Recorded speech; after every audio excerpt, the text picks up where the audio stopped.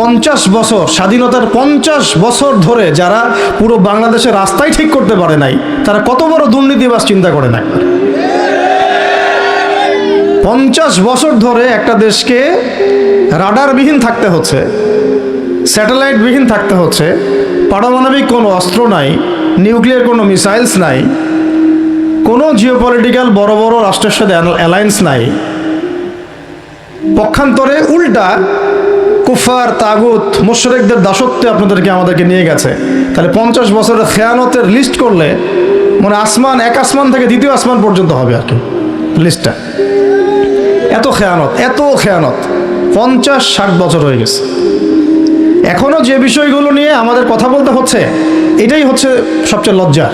আলোচনার গন্তব্যটা হবে এরকম যে সিরাতের আলোকে দিন প্রতিষ্ঠা, সিরাতের আলোকে দিন প্রতিষ্ঠা। কারণ আমাদের দেশে দিনের রাজনৈতিক অবস্থান নাই, আমাদের দেশে দিনের রাজনৈতিক অবস্থান নাই।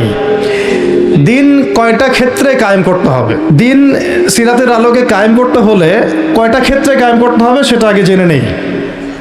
আচ্ছা, তার আগে একটা জিনিস আলোচনা করে নেই যে দিন কায়েম কি দুনিয়াবি কাজ না ইবাদত? এতটুকু তো বোঝেন, দিন কায়েম একটা ইবাদত। নামাজ, সওম, যাকাত, জিহাদ, তাবলীগ, দিন প্রতিষ্ঠা, যেটাকে আমরা আরবিতে বলি ইকামাতে দিন, এটা কি তাহলে একটা নিঃসন্দেহে ইবাদত। আমাদের নবীজি করেছেন, নবীজি নিজে করেছেন তো, সাহাবায়ে কেরাম এই যে 1400 বছর ধরে সলফে সালেহিন, আকাবের, আমাদের আসলাফরা করেছেন না? সবাই করেছেন। আচ্ছা, এখন এটা যদি ইবাদত হয়, ইবাদত কবুলের শর্ত কয়টা? একজন বলেন দেখি, ইবাদত কবুলের শর্ত কয়টা? 3টা, তাই তো? বেসিক শর্ত কয়টা?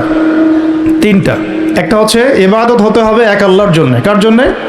তাহলে এই আল্লাহর জমিনে সিরাতের আলোকে দিন কায়েম করার লক্ষ্য উদ্দেশ্য থাকবে শুধু এক আল্লাহর সন্তুষ্টি অর্জন করা, শুধু এক আল্লাহকে রাজি খুশি করার জন্যে আমরা আল্লাহর জমিনে দিন কায়েমের চেষ্টা করব। খালাস, কথা ঠিক আছে?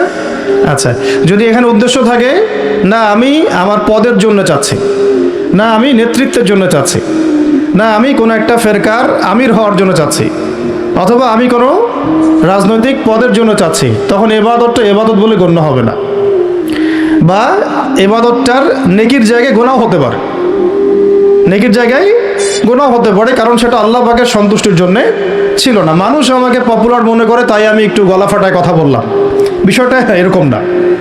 কথা এখান থেকে আসবে না, কথা এখান থেকে আসবে, কথা এখান থেকে আসবে না, কথা আসবে কোত্থেকে? এখান থেকে। এখান থেকে এসে আরশে আজিমের মালিক পর্যন্ত পৌঁছাতে হবে, এই উদ্দেশ্যে আমার কথাগুলো হবে, কাজগুলো হবে।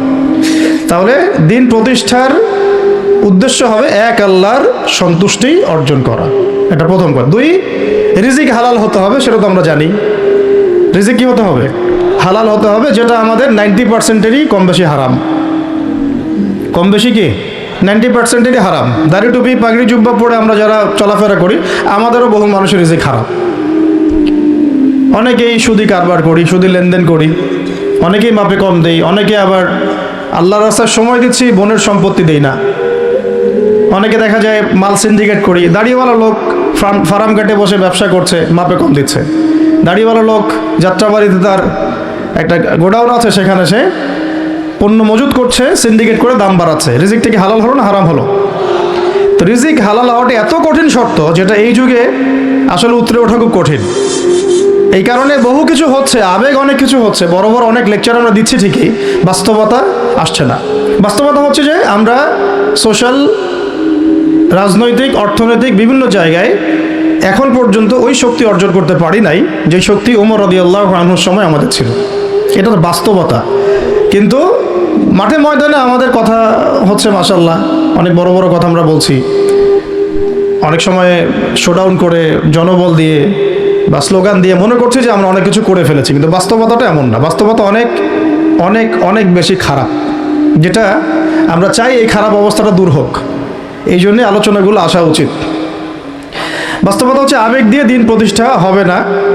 আবেগের দরকার আছে, তবে আবেগের উপরে বিবেককে স্থান দিতে হবে এবং খুব ডিপ্লোম্যাটিক হতে হবে, বাস্তবতা বুঝতে হবে, প্রজ্ঞা হিকমার সাথে আমাদেরকে আগাতে হবে। অনেক সময় মনে হচ্ছে আমাদের সংখ্যা অনেক, কোটি কোটি, 12 কোটি 14 কোটি। আসল যুদ্ধক্ষেত্রেই দেখা যাবে আসলে আমাদের সংখ্যা আসলেই কত। ঠিক আছে, তো মূল জায়গায় আসি। আবার আমি একটু ভিতরে চলে যাচ্ছি যে আমরা যদি একটা কাজকে ইবাদত মনে করি, সেই কাজটা ইবাদত হিসেবে গণ্য হওয়ার জন্যও 3টা শর্ত আমাকে পূরণ করতে হচ্ছে। আল্লাহ পাকের সন্তুষ্টির জন্যে, 2 হচ্ছে সেই কাজটা করতে গিয়ে, আমার ইবাদত করতে গিয়ে আমার রিজিকটা অবশ্যই হালাল হতে হবে। এই দুটোতেই আমরা আটকে গেছি। কিন্তু কারাগারে আমাদের ওলামায়ে কেরামগণ বসেছিলেন, তারা আলোচনা করছিলেন যে আমরা সবাই এক সেলে বসে আছি, আসলে কি সমস্যা। সবাই সমস্যা নিয়ে মোজাকারা করছেন আর কি। সমস্যাটা কি হলো? তো নাম বলতে চাচ্ছি না, আমাদের অনেক শ্রদ্ধেয় ওলামায়ে কেরাম তাদের অনেকেই বলেছিলেন যে মনে হয় ইখলাস ঠিক নাই, মনে হয় ইখলাস ঠিক নাই। হ্যাঁ, যদি ইখলাস ঠিক না থাকে কাজে বরকত আসবে না। ইখলাস কি? শুধু আল্লাহর জন্য করব, যাই করি শুধু আল্লাহর জন্য করব, মানুষকে দেখানোর জন্য না, জনপ্রিয়তা পাওয়ার জন্য না, মানুষের বাহবার জন্য না। এমনকি আমি যদি চাই বাংলাদেশের শরিয়া আইন কায়েম হোক, সেটা চাবো আল্লাহর জন্যে, আমি ক্ষমতায় গিয়ে কায়েম করবো এই জন্য না। এটা আল্লাহ পাক XYZ যে কাউকে দিয়ে করাইতে পারেন। সেটা আমি হইতে পারি, আপনি হইতে পারেন, যে কেউ হতে পারে।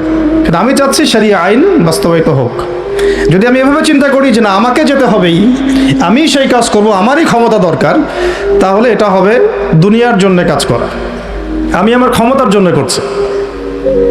তো মূল বিষয়টা হচ্ছে সাহাবায়ে কেরাম রাদিয়াল্লাহু আনহুম আজমাইন তারা নিজেরা দায়িত্ব এড়িয়ে যেতেন, মানুষ জোর করে তাদেরকে দায়িত্ব দিতেন। এর ফলে কাজে বরকত হতো, ইখলাস ঠিক থাকতো। তারা দিনের বেলা ঘোড়সাওয়ার থাকতেন, রাতের বেলা দরবেশ থাকতেন। এই জন্যই দেখা যায় যে উমর রাদিয়াল্লাহু আনহুর খেলাফতের সময় একটা বকরির বাচ্চাও না খেয়ে মারা যায় নাই। সুবহানাল্লাহ।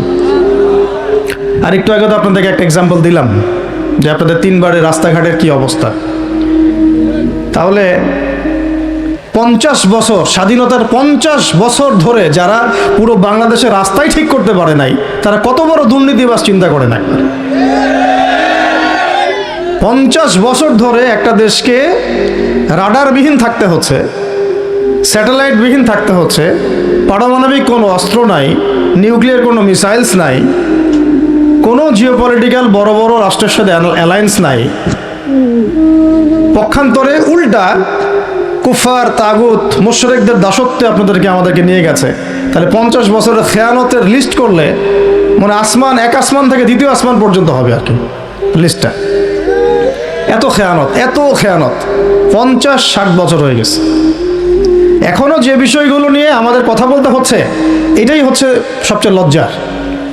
এই বিগত স্বাধীনতার 50 বছরে আমাদের এমন একটা জেনারেশন রেডিমেড পাওয়া উচিত ছিল, যাদের ঘরে ঘরে আলেম, ঘরে ঘরে হাফেজ।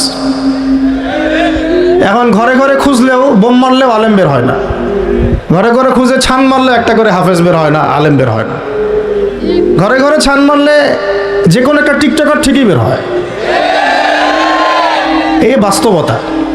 বাস্তবতা আর আমাদের স্বপ্নের মধ্যে আসমান জমির পার্থক্য আছে।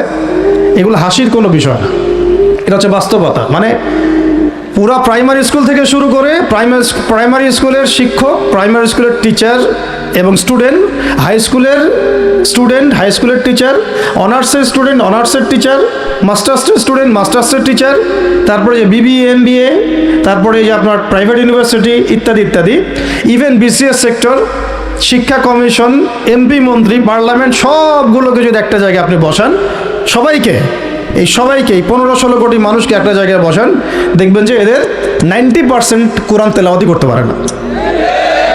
50 বছর হয়ে গেছে স্বাধীনতা। তাহলে কাদেরকে নিয়ে আপনি হিন্দুস্তানকে মোকাবেলা করতে চাচ্ছেন? কাদেরকে নিয়ে আপনি যে রামবাম, প্রগতিশীল এবং এই ইসকনকে মোকাবেলা করতে যাচ্ছেন? কাদেরকে নিয়ে? আবেগ দিয়ে তো হবে না। আর তাদের ব্যাপারটা তো এতই স্ট্রং, তারা তো এমনভাবে তাদের মানে আগ্রাসন লালন করছে যে ওরা যদি পারত, এখন পুরো বাংলাদেশটাকে ওদের মানচিত্রভুক্ত করে ফেলত।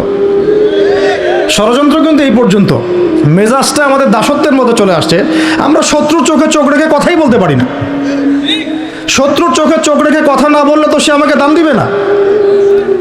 কই সে তো চায়নার সাথে এসব ডিল করতে পারে না, সে তো ইভেন পাকিস্তানের সাথেও তো পারে না। পাকিস্তানে কি খুব মুসলিমদের ঐক্য আছে নাকি? না, নাই তো। ওর ইন্টারনাল অবস্থা তো আমাদের চেয়ে অনেক সময় খারাপ। কয়েকটা পারমাণবিক বোম আছে, এই কারণে তার দিকে তাকাতে পারে না। স্বাধীনতার 50 বছরে কয়টা মিসাইল তৈরি করলেন? একটাও তো তৈরি করার ফিকির করলেন না। তাহলে বিগত 50 বছরের ইতিহাস যদি আমরা ঘাঁটি, তাহলে দেখব যে যত রকমের মানব রচিত তন্ত্রমন্ত্র আছে, এই তথাকথিত গণতন্ত্রই বলেন, আর এই জাতীয়তাবাদের কথাই বলেন, আর এই তথাকথিত ধর্মনিরপেক্ষতাবাদ, আর এই কমিউনিজম যা আছে সব ফেল করেছে। পশ্চিমা সব মতবাদ এখানে এমনভাবে ফেল করেছে যেটা ইতিহাসে বিরল। তাহলে একটা মাত্র পথ আপনাদের সামনে এখন খোলা আছে, যেই পথ দিয়ে এই সমস্ত সমস্যার সলিউশন আনা সম্ভব। সেই পথটাই হচ্ছে ওই যে লেখা আছে, সিরার আলোকে উম্মার সংকট নিরসন করা। ওই সিরাতের আলোকে যদি উম্মার সংকট নিরসন করতে না পারি, আর কোনো রাস্তা আমাদের সামনে খোলা নাই। দিন কায়েমের শর্ত 3টা বলেছেন না? 3 নম্বর শর্তটাই হচ্ছে এটা যদি ইবাদত হয়, দিন কায়েম যদি একটা ইবাদত হয়ে থাকে, তাহলে সেই ইবাদত কবুল হবে শুধু একজন ব্যক্তির তরিকায়। কার তরিকায়? মুহাম্মদ রাসূলুল্লাহ সাল্লাল্লাহু আলাইহি ওয়াসাল্লামের তরিকায়। ইবাদত হতে হবে এক আল্লাহর জন্যে, হালাল রিজিক থাকতে হবে, এবং তরিকা হতে হবে কার? মুহাম্মদ রাসূলুল্লাহ সাল্লাল্লাহু আলাইহি ওয়াসাল্লাম। তো মুহাম্মদ সাল্লাল্লাহু আলাইহি ওয়াসাল্লামের তরিকাই হচ্ছে সিরাত, যেটার মধ্য দিয়ে আমরা দিন কায়েম করব ইনশাআল্লাহ। আর কোনো রাস্তা খোলা নাই। যত তন্ত্রমন্ত্র নিয়ে আসো, যত তন্ত্রমন্ত্র, এখন তো 4টা-5টা আছে, আরও যদি নতুন কোনো তন্ত্রমন্ত্র নিয়ে আসে, তারপরেও এই জাতির মুক্তির কোনো পথ নাই সিরাত ছাড়া। এখন আমাদেরকে আগে সিরাত পড়তে হবে ভাই, সবাইকে আগে সিরাতটা পড়তে হবে। সিরাত পড়লে পরে আপনারা বুঝতে পারবেন যে ইনশাআল্লাহ তাআলা কোন পথে আমাদেরকে হাঁটতে হবে। এখানে টপিক অনেক ডিপ দেওয়া হয়েছে, অত ডিপে গেলে আমাদের সারা রাত চলে যাবে। আমি শুধু ভাষা কয়েকটা পয়েন্ট বলতেছি, একটু মনোযোগ দেন। নবী সাল্লাল্লাহু আলাইহি ওয়াসাল্লাম যখন থেকে কাজ শুরু করেছেন, কাজ বলতে আমি দাওয়াতের কাজ বোঝাচ্ছি, তখনকার সমাজটা কিন্তু আমাদের মতো এতটাও মানে কমফোর্টেবল ছিল না। একটা অমুসলিম রাষ্ট্রে তিনি দাওয়াতের কাজ শুরু করেছেন। মক্কা কি ছিল? একটা মুসলিম রাষ্ট্র না অমুসলিম রাষ্ট্র? অমুসলিম একটা রাষ্ট্রে তিনি অ্যাজ এ নবী তার দাওয়াতের কাজ শুরু করেছেন। সুবহানাল্লাহ। এবং তিনি সেই রাষ্ট্রের একজন পরিচিত ব্যক্তিত্ব, যাকে আস-সাদিক আল-আমিন বলে ডাকা হয়, যার আগেও কোনো গুনাহ নাই, পরেও কোনো গুনাহ নাই। এমন একজন ব্যক্তিত্ব তিনি, যার আগেও কোনো গুনাহ নাই, পরেও কোনো গুনাহ নাই, এবং তিনি একটা অমুসলিম রাষ্ট্রে ওহী প্রাপ্ত হয়ে দাওয়াতের কাজ শুরু করলেন। আর আমরা তো মুসলিম রাষ্ট্রে বসে আছি, আমরা তো মক্কায় নাই। আমরা কি মক্কায় আছি? আমরা তো মক্কায় নাই। যদি মক্কায় না থাকি, তাহলে এরকম নতজানু পররাষ্ট্রনীতি কেন? আমরা যদি মক্কার মতো পরিবেশে না থাকি, তাহলে এত নতজানু পররাষ্ট্রনীতি কেন? তাহলে ভারতের মধ্যে আমাদের যে মুসলিম ভাইরা আছে, তারা কি করবে? তাহলে ভারতে যে মুসলিম ভাইরা আছে, তারা কি করবে? তারা কি ওদের পা ধরে করবে, সালাম করবে? হিন্দুদের পা ধরে সালাম করবে? বলেন তো। আমরা তো একটা মুসলিম রাষ্ট্রে আছি, তো মুসলিম রাষ্ট্রে থাকতে এত নতজানু পররাষ্ট্রনীতি কেন? এত দাসত্বের শৃঙ্খল কেন? তো তিনি দাওয়াতের কাজ শুরু করেছেন প্রথম কি দিয়ে, এটা একটা ফ্যাক্ট। আমরা আসলে আলোচনাগুলো আপনাদের চাইতে তাদের শোনা দরকার, যারা আলোচনা যারা করে আর কি। মানে আমি চাই বেশি বেশি তাদের সাথে কনভারসেশন করতে, যারা উম্মাকে নিয়ে ফিকির করেন, কম দাওয়াতের কাজ করতে যান, বা মুআল্লিম বা আলেম বা হাফেজ, তাদের সাথে কথা বলা দরকার। তাদেরকে আগে বোঝানো দরকার বিষয়গুলো। অনেকেই বুঝেন না। অনেকে বায়াবিও দাওয়াতি কাজ করছেন উইদাউট এনি প্ল্যাটফর্ম। অনেকে দাওয়াতি কাজ করছেন উইদাউট এনি কানেকশন উইথ ওলামা। আলেমদের সাথে কোনো কানেকশন নেই, দাওয়াতের কাজ করতে আসেন, একটা বায়াবিও প্ল্যাটফর্ম ক্রিয়েট করে রাখতেছেন। তো আমাদেরকে আগে তাদের সাথে কথাবার্তা বলা দরকার, যে মৌলিকভাবে আমরা আসলে কিভাবে আগাবো আর কি। প্র্যাকটিক্যাল কথায় আসেন। এই যে আমরা এতগুলো কথা বলছি না, আমি আপনাদেরকে পুরা পথ ও পদ্ধতি এখানে গিলায় খাওয়াই দিতে পারবো, কিন্তু বিশ্বাস করেন গিলে খাওয়ার পরে আপনি কিছুই করতে পারবেন না। কেন পারবেন না? আপনার কোনো অ্যাসোসিয়েশন নাই, কোনো ফাউন্ডেশন নাই, কোনো সংগঠন নাই, কোনো রাজনৈতিক ক্ষমতা নাই, কোনো রাজনৈতিক দলও নাই, রাজনৈতিক কোনো অ্যাপ্রোচও নাই। কিন্তু একটা সেকুলার রাজনৈতিক দল আপনার চেয়ে ভালো ফিল্ড ওয়ার্ক করতে পারবে, কারণ তার চেইন অফ কমান্ড আছে। আমাদের তাওহীদপন্থীদের কোনো চেইন অফ কমান্ডই নাই। বলে আসতেছি বিগত 5 বছর 10 বছর থেকে একই বয়ান, মাথায় ঢুকে না জিনিসটা যে চেইন অফ কমান্ড বলে একটা কিছু আছে। যেখানে একজন আমির নাই, যেখানে একজন ইমারা নাই, একটা আমির নাই, আসসামউ ওয়া তাআ নাই, বায়আ নাই, যেখানে শুনলাম মানলাম আনুগত্য করলাম, আমির মামুর জামা ইমারা এগুলো নাই, সেখানে তো চেইন অফ কমান্ড আসবে না। তাবলীগ জামাত কাজ করছে না? করছে কি না? একটা শুরা পর্ষদ আছে না, শুরায়ে নিজামি আছে না, আমির আছে না, কাজ করতেছে, ফলাফল পাচ্ছে মাশাআল্লাহ। জামাত ইসলাম কাজ করছে না?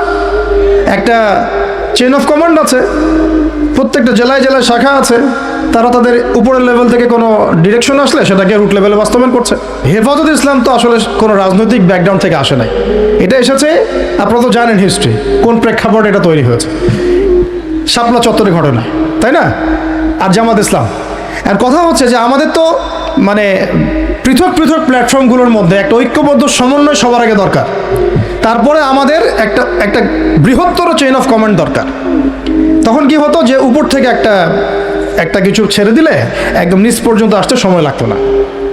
এখন এগুলোর বাইরে আবার যারা চান যে না, কোরআন এবং হাদিস, ইসলামী ইমারা, শরিয়া এগুলো বাস্তবায়ন হবে, দাওয়াতের সাথে সাথে জিহাদ থাকতে হবে, এবং আমরা কোনো গণতন্ত্র, সেকুলারিজম এইসব পশ্চিমা আদর্শে যাব না, তারা ফেসবুকে বায়োবিও ঘুরে বেড়াচ্ছেন। সবাই ফেসবুকে বায়োবিও ঘুরে বেড়াচ্ছেন, ইউটিউবে ইন্ডিভিজুয়ালি কাজ করছেন, সবার নিজস্ব স্বতন্ত্র মার্কাস, মাকতাবা ইত্যাদি, কোনো সমন্বিত প্রয়াস নাই। তো এইভাবে তো হবে না। এইভাবে কি হবে? সর্বোচ্চ এককভাবে কিছু দাওয়াত দেওয়া যাবে, কিন্তু নবী সাল্লাল্লাহু আলাইহি ওয়াসাল্লাম ওহী প্রাপ্ত হওয়ার পরেই দাওয়াতের যে কাজ শুরু করলেন, এটাই চেইন অফ কমান্ড। সুবহানাল্লাহ। একটা জামার মধ্যে তিনি সবাইকে নিয়ে আসছেন। খেয়াল করে দেখেন, প্রথম ওহী আসলো কি সংক্রান্ত? ইকরা বিসমি রাব্বিকাল্লাযী খালাক। এই তো পড়ুন আপনার রবের নামে যিনি আপনাকে সৃষ্টি করেছে। তো পড়া তিনি কি পড়তে পারতেন? তিনি তো পড়তেও পারতেন না। তিনি তো বলছিলেন যে মা আনা বিকারি, আমি তো পড়তে জানি না, তারপরে তাকেই পড়তে বলা হচ্ছে, আপনি পড়ুন। কারণ এই জ্ঞানতাত্ত্বিক রেভলিউশন ব্যতীত সমাজ সংস্কার সম্ভব না। এখন আমরা সমাজ সংস্কার সবাই করতে চাচ্ছি, কম বেশি সবার জায়গা থেকে, পড়াশোনা কেউ করতে চায় না। আল্লাহর কসম করে বলছি, যারা ইভেন দাওয়াতের কাজ করছি এইসব জায়গায় আমরা যারা দাঁড়ায় আছি না, তাদের অনেকেই ওলামায়ে কেরামের সাথে কোনো তাআল্লুকই নাই, কোনো সিলেবাস নাই, কোনো পড়াশোনা নাই, কোনো ক্রাইটেরিয়া নাই, কোনো অ্যারাবিক শেখার কোনো ফিকির নাই, কোরআন শেখার কোনো ফিকির নাই, তাফসির শেখার কোনো ফিকির নাই। আমি দাওয়াতের কাজ করতেছি, সুবহানাল্লাহ, মানুষ আমাকে সেলিব্রিটি মনে করে, দ্যাটস অল। এভাবে হয়? এভাবে কি দাওয়াতের কাজ হয়? অথচ নবী সাল্লাল্লাহু আলাইহি ওয়াসাল্লামকে আল্লাহ পাক পড়তে বলছেন। তাহলে প্রথম দরকার আমাদের জ্ঞানতাত্ত্বিক রেভলিউশন, যেটা বললাম যে বিগত 50 বছরে অলরেডি আমাদের ঘরে ঘরে একজন করে আলেম, একজন করে হাফেজ থাকা উচিত ছিল। এটা বিগত 50 বছরের শিক্ষা সিস্টেমটা এমনভাবে সাজানো হয়েছিল যেটা একটা ধর্ম নিরপেক্ষ শিক্ষা সিস্টেম। এটা এই যে একটা ছেলে বসে আছে 30 বছর বয়স, ওর তো অধিকার ছিল যে সে এসএসসি, এইচএসসি, অনার্স মাস্টার্স লেভেলে এসে কোরআনের অর্থ করার যোগ্যতা অর্জন করবে। এটা তার রাইটস ছিল অ্যাজ এ মুসলিম কান্ট্রির একজন সিভিলিয়ান হিসেবে। তার রাইটস ছিল এটা, যে আমি একজন মুসলিম কান্ট্রির সিভিলিয়ান, আমার রাইটস আছে স্কুলে গিয়ে কোরআন শেখার, কলেজে গিয়ে কোরআনের তাফসীর শেখার, অনার্স লেভেলে গিয়ে হাদিস পড়তে শেখার, হাদিসের মুতাআলা করার, ইভেন সে মাস্টার্সের পরে ইফতা দেওয়ার মতো যোগ্যতা অর্জন করতে পারতো যদি শিক্ষা সিস্টেমটার মধ্যে সমন্বয় থাকতো। কিচ্ছু করা হয় না এইসব লেভেলে। 50 বছর ধরে এই জাতিকে শিক্ষার অন্ধকারে রাখা হয়েছে। কওমি মাদ্রাসাগুলো যদি না থাকতো, এই দেশ থেকে ইসলামকে মিটাই ফেলে দিত এরা। এটা বাস্তবতা। কথা হচ্ছে, একজন জেনারেল শিক্ষিত ছেলে যে এদেশের মুসলিম নাগরিক, তার রাইটস আছে প্রাইমারি স্কুলে সে কোরআন তেলাওয়াত করা শিখতে পারে নাই। কেন পারে নাই? পিতা মাতাও তো মাশাআল্লাহ সুবহানাল্লাহ সেই কোয়ালিটির। ছেলে 10 বছরে কিছু শিখুক না শিখুক, বাংলা ইংরেজি অঙ্ক তাকে শিখতে হবে। কোরআন হাদিস এগুলো তো কোনো বিষয়, এগুলো কোনো বিষয় হলো? আপনাদের কাছে আল্লাহর কসম এগুলো দামি নাই। ওই একদিন দুদিন ওয়াজ মাহফিলে আইসা আবেগ দেখান। কোরআন হাদিসের পরে যদি মহব্বত থাকতো, ছেলেকে তো আলেম বানাইতেন আপনি, ছেলেকে তো আপনি একজন হাফেজ বানাইতেন কমপক্ষে। আপনি তো ছেলেকে এমনভাবে গড়ে তুলেছেন আপনার জানাজাই পড়তে পারবে না। সেদিন আমরা টাঙ্গাইলে একজনের জানাজা পড়তে গেছি, এক এক পরিচিত ভাইয়ের আম্মা মারা গিয়েছেন, তো ওই দিন কি একটা আক্কেল হলো, শিক্ষা হলো যে যদি আপনি ছেলে মেয়েকে যদি আলেম না বানিয়ে যান, ছেলেকে যদি আলেম না বানিয়ে যান, সঠিক জানাজাটাও মনে হয় ভাগ্যে জুটবে না। হ্যাঁ, একটা মুনাসিব জানাজাও ভাগ্যে জুটবে না। তো আমাদের এই স্কুল কলেজ পড়ুয়া ছেলে মেয়েদের রাইটস ছিল এগুলো শিখতে পারে নাই। অনার্সে পড়ে তার বয়স কত, 20 থেকে 25 বছর। 25 বছরে সে 25টা সূরা জানে না, 25টা সূরার নামই জানে না, 25টা সূরার নাম বলতে পারে না। কোরআন বিধান কায়েম করতে আসছেন আপনি, সুবহানাল্লাহ, 25টা হাদিস বলতে পারেন না, 25 জন নবীর নামও বলতে পারে না। ইভেন আমাদের নবী সাল্লাল্লাহু আলাইহি ওয়াসাল্লামের সিরাতের জীবনীটা পাতলা কিতাবটাও সে কখনো জীবনে পড়ে দেখে নাই। এই অবস্থা মাস্টার্সেও বিসিএসেও সব জায়গায় একই চলছে আর কি। বিসিএসের যে ভাইবা হয় সেখানে কি ইসলাম ধরা হয়? বিসিএসের ভাইবা যখন হয় তখন তাকে কোরআন তেলাওয়াত জিজ্ঞাসা করা হয়? তাহলে আপনি কোরআন তেলাওয়াত করতে পারেন না, রাষ্ট্র চালাবেন কিভাবে? কোরআনের সাথে কোনো তাআল্লুক নেই, তার মানে আপনাদের কনসেপ্ট হচ্ছে রাষ্ট্র আলাদা, কোরআন আলাদা, মানে রাষ্ট্র চালাতে কোরআন লাগে না, আপনার কনসেপ্ট এটাই। হ্যাঁ, না হলে তো কোরআনটা আপনি আনতেন সিলেবাসে, তাফসির আনতেন, হাদিস আনতেন, সিরাত আনতেন।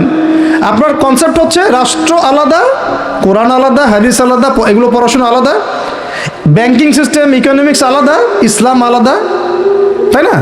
রাজনীতি আলাদা, ইসলাম আলাদা, তারপরে সংস্কৃতি আলাদা, ইসলাম আলাদা, শিক্ষানীতি আলাদা, ইসলাম আলাদা। এই কনসেপ্ট হচ্ছে এদেশের 90% মানুষের কনসেপ্ট। এরা সবাই শিরকের মধ্যে আছে, আল্লাহর কসম করে বলতেছে, এরা সবাই শিরকের মধ্যে আছে। এরা সবাই ধর্মনিরপেক্ষ, সেকুলার।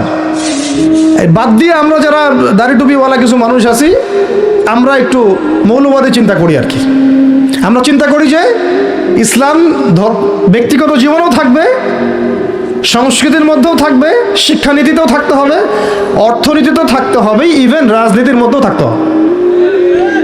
এই কনসেপ্টে না আসলে এখনো মুসলমান হনই নাই। এই কনসেপ্টে না আসা মানে এখন পর্যন্ত কালিমা লা ইলাহা ইল্লাল্লাহ এটা বুঝেনই নাই, আপনি মুখে পড়েছেন, দ্যাটস অল।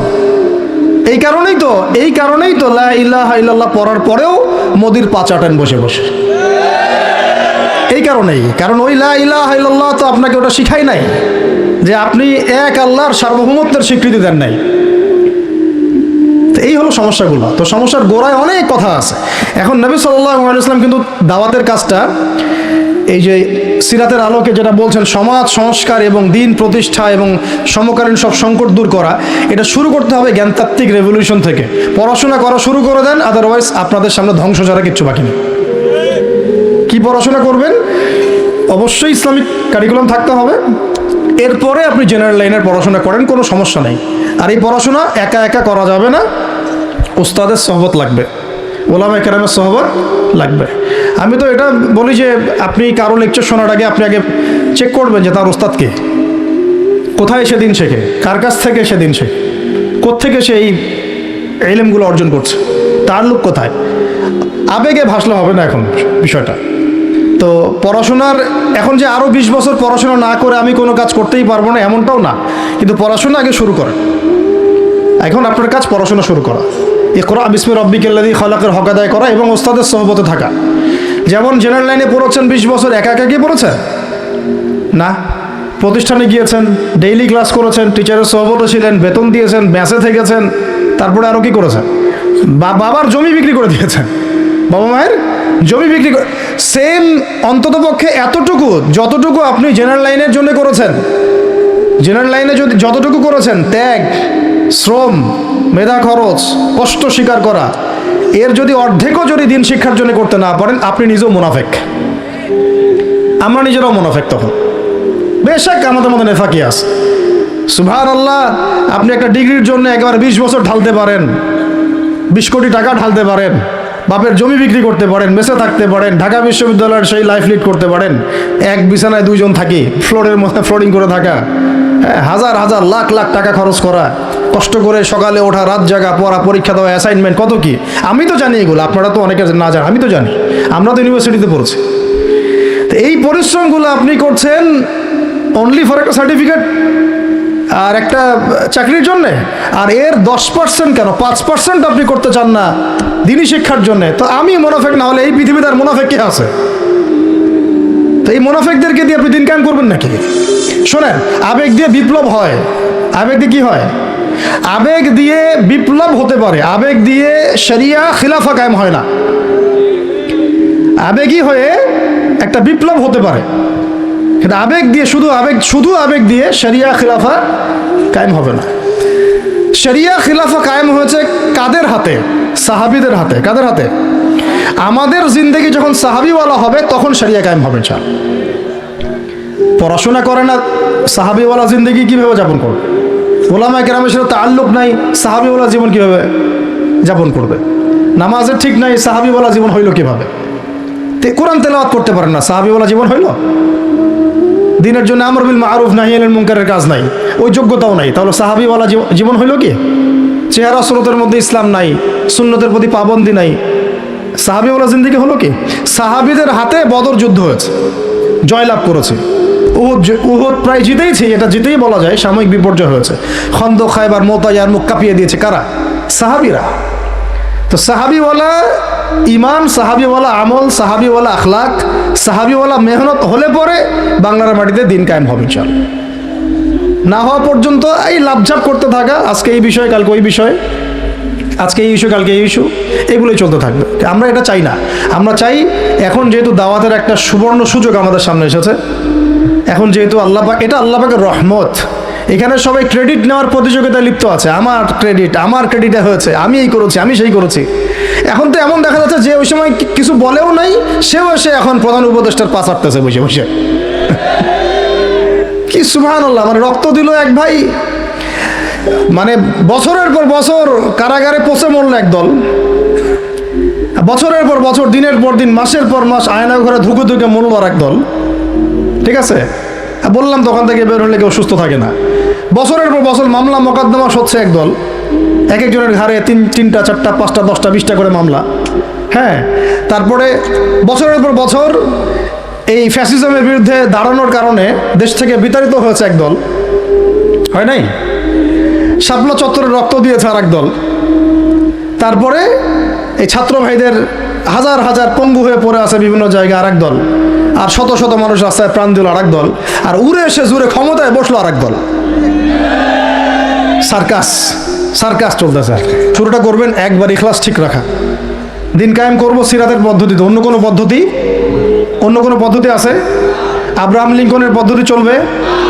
কার্ল মার্কসের পদ্ধতি চলবে? ওই চীনের মাও সেতুংয়ের পদ্ধতি চলবে? ওই ইতালির মুসোলিনির পদ্ধতি চলবে? কার পদ্ধতিতে দিন কায়েম করব?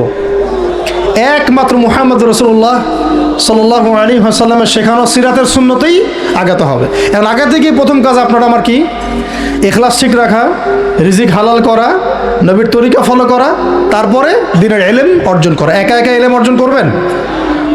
ওলামায়ে কেরাম খুঁজে বের করবেন। ওলামায়ে কেরাম সব জায়গাতেই আছে, আলহামদুলিল্লাহ, এটা আমাদের সৌভাগ্য। আর আপনি দেখবেন যে কারা নিজেদেরকে জাহির করে না, মুহাক্কিক ওলামায়ে কেরাম নিজেকে জাহির করেন না। হকপন্থী ওলামায়ে কেরাম যারা, তারা নিজেদেরকে এভাবে জাহির করেন না, এজহার করেন না যে আমি এত বড় পণ্ডিত, আসো আমার কাছে, এইভাবে তারা কথা বলেন না। তা বরং তারা নিজেদেরকে আড়াল করে চলেন, তারা বিনয়ী হন। এবং আপনারা দেখবেন না যে আহলে ফেসবুক ওয়াল জামায়াতের মধ্যে কার পপুলারিটি বেশি, এইটা দেখতে যাবেন না। আপনারা দেখতে যাবেন বড় বড় ওলামায়ে কেরাম কার পিছনে ছোটে। মুহাক্কিক আলেম খুঁজবেন কিভাবে? আপনি দেখবেন না যে অমুক ভাই তমুক ভাই, আমাদের এই ভাইরা কার পিছনে ছোটে। বরং আপনি দেখবেন যে হ্যাঁ, বড় বড় ওলামায়ে কেরামগণ কার পিছনে ছোটেন, এবং সেই মূল উৎস থেকে জ্ঞান অর্জন করার চেষ্টা করবেন। ইনশাআল্লাহ তৌফিক দান করেন, আমিন। এটা ছাড়া আপনারা জ্ঞান অর্জন হবে না, এবং জ্ঞানের সাথে যে আদব সেটাও শিখতে পারবেন না, আদবের সাথে তাআল্লুক হচ্ছে তাসাউফের, সেটাও শিখতে পারবেন না, এবং এই তাজকিয়া অর্জন হবে না। আল্লাহ পাক আমাদেরকে তাজকিয়া অর্জন করে তৌফিক দান করেন। ইলম শিখবো, তারপরে কাজ হচ্ছে আমাদের আমল বাড়িয়ে দেওয়া। আল্লাহ নবী সাল্লাল্লাহু আলাইহি ওয়াসাল্লাম সাহাবায়ে কেরামকে শুধু জ্ঞান শিখতেন নাকি আমলও করতেন? সবচেয়ে বেশি পরহেজগার ব্যক্তি কে এই উম্মতের মধ্যে বলেন? আমাদের নবী সাল্লাল্লাহু আলাইহি ওয়াসাল্লাম। হ্যাঁ, তিনি তো অবশ্যই। তারপরে আবু বকর রাদিয়াল্লাহু আনহু, ওমর ইবনুল খাত্তাব, আলী ইবনে আবি তালেব, উসমান বিন আফফান রাদিয়াল্লাহু আনহু আজমাইন, প্রত্যেক সাহাবী। তো সাহাবীদের আমল একটু দেখেন, সারাদিন রাত তারা কেমন কি করতেন, কিভাবে কাটাতেন। আমরা আমাদের দিনের একটা বড় অংশ অপচয় করে নষ্ট করি। তারা সময় নষ্ট করতেন না, বরং তারা প্রত্যেকটা সময়কে কাজে লাগাতেন। প্রত্যেক দিন একদিন ওই হাদিসটা আপনারা তো জানেন, একদিন নবী সাল্লাল্লাহু আলাইহি ওয়াসাল্লাম বললেন, আজকে জামাতের সাথে নামাজগুলো পড়েছে কে? আবু বকর রাদিয়াল্লাহু আনহু হাত তুললেন, আমি পড়েছি। আজকে সদকা করেছে কে? আমি। আজকে সওম রেখেছে কে? আমি।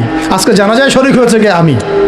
এরকম অনেকগুলো আমলের কথা নবীজি বলেন, সবগুলোই দেখা গেল আবু বকর রাদিয়াল্লাহু আনহু করেছেন। সুবহানাল্লাহ, একদিনে সব আমল। এভাবে তারা দিন কাটাতেন, আপনি আর আমি যদি জুমার দিনে মসজিদে আসি তাহলে তো সমস্যা ভাই, আমাদের দ্বারা তো হবে না। আল্লাহ পাক আমাদেরকে যেন ইসলাহ করার তৌফিক দান করেন, আমিন।